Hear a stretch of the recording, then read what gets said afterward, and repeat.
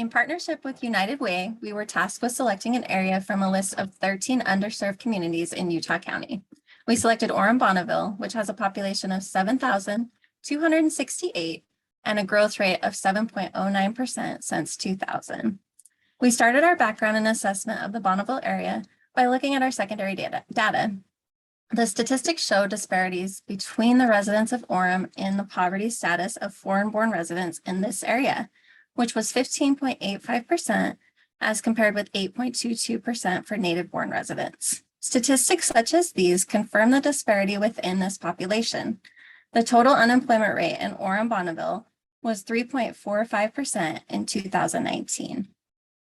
Our primary data collection consisted of semi-structured interviews from our interviewer guide with key stakeholders and community health leaders in the Bonneville-Orem area. Several of our informants identified that lack of access to health resources, particularly those connected with preventative care, are not accessible to community members. Additionally, our informants noted a lack of knowledge about resources in the community, which would greatly benefit the community members. For our assessment, we also conducted a windshield tour to gather an initial view of our health systems established in the Orem Bonneville area. We found various services offered within the Bonneville area, including businesses ranging from hospice facilities, counseling offices, dental services, and health clinics of different specializations. Timpanogos Regional Hospital is proximal to the Bonneville area, as well as numerous other health services. In speaking with the Orem Women, Infant, and Children WIC clinic, we were able to receive information about services available to the community, especially for lower income and undocumented individuals.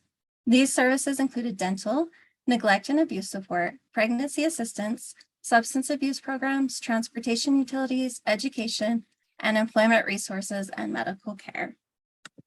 After completing our prioritization process, conducting our interviews and health systems assessment, we identified the main health issue in this community as limited access to healthcare. We have found that within interviews conducted, every key informant mentioned that there was a lack of information and healthcare resources among low income and especially in minority groups. We also found in literature and our interviews that the root causes of lack of accessibility to healthcare can be traced back to poverty, cultural differences, immigration status, lack of education, and cost of living. We can see that in this area, more than 15% of the population are minority groups, with the Hispanic community being the largest. We also gathered from our interviews that these minority groups are seeking healthcare and are unaware of resources available to them or are not able to pay for health insurance coverage. Lack of preventative measures can lead the vulnerable population to be more susceptible to chronic diseases. The root causes we identified leading to lack of access to healthcare are transportation, costs, time, language barrier, and fear. After we established the root causes for the lack of healthcare access, we created a need versus feasibility matrix in order to see what were issues that we could address in our programming. Issues that were high need but low feasibility are inflation, poverty, high living expenses, immigration status, and distrust of medical providers. Issues that were low need and low feasibility are public transportation, travel costs, poor infrastructure, and culture practices. And the issues that were low need and high feasibility were self-efficacy and no interpreters. The issues that we identified that were high need and high feasibility are the lack of information, education barrier, and communication within the community. We've identified the risk of limited access among Orem Bonneville residents are due to the lack of knowledge of the available resources and language barrier. In identifying these issues, we plan on creating an intervention that will not only address these issues, but also help in building a sense of community and neighborly love in the Orem Bonneville area. In order to increase awareness of health resources for our target population in the Orem Bonneville area, we decided to use the South Franklin Center, the United Way Community Center in Provo, as a model with community health workers in our intervention. Community health workers will be discussed in the next slide. In order to bring a community center to the Orem Bonneville area, we looked into the My Hometown Initiative, a partnership between the Church of Jesus Christ of Latter-day Saints and cities to create community centers out of chapels 6 days a week. The city provides leadership, connections, and resources, and the Church of Jesus Christ of Latter-day Saints provides facilities and volunteers. All community members and organizations are invited to participate. The logic model shows inputs. The inputs that we are using are program facilities, as mentioned earlier, the community center, staff members, trained community health workers, collaborations with community organizations, and funding, of course. They are all necessary for our intervention to succeed.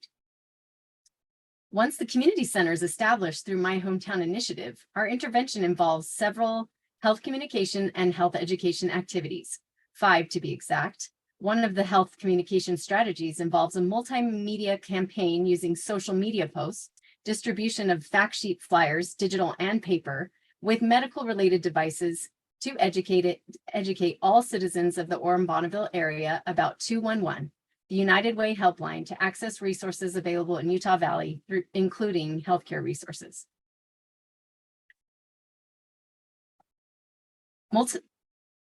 The next strategy is health education, which will involve community health workers that will make home visits and do outreach to schools. And the outputs that will be measured are how many visits the community health worker does, as well as how many schools they reached and how many medical devices were given.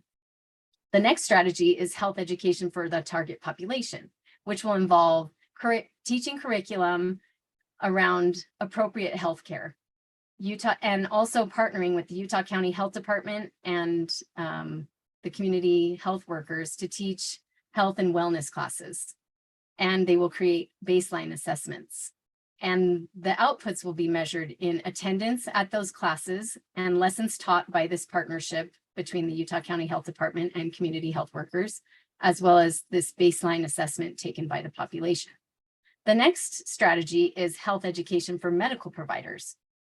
Trained CHWs will reach out to providers and introduce translation apps to this population, and will be measured in the number of medical providers visited by the community healthcare workers.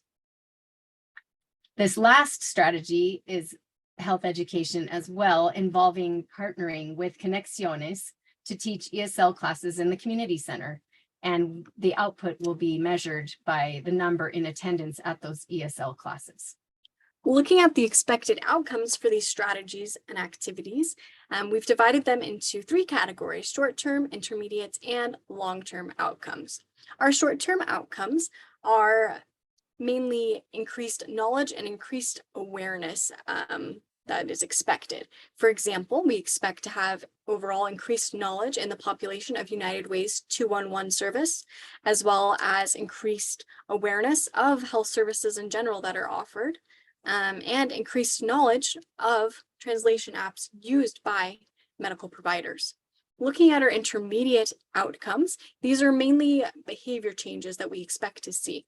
This will include increased use of appropriate care by the target population, increased preventative screenings, decrease in overall emergency room use, and increased and improved quality of care as we see less language barriers. This will lead to our long-term outcome of decreased morbidity and mortality rates within the Orem-Bonneville area.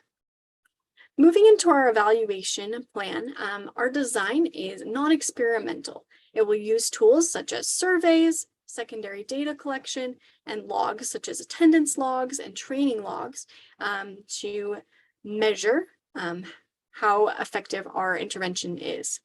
We do acknowledge that there is some threat to internal validity due to the fact that we are not completing a randomized controlled trial. At this time, we are unable to complete a comparison between our Orem-Bonneville area and another community of similar size and scope.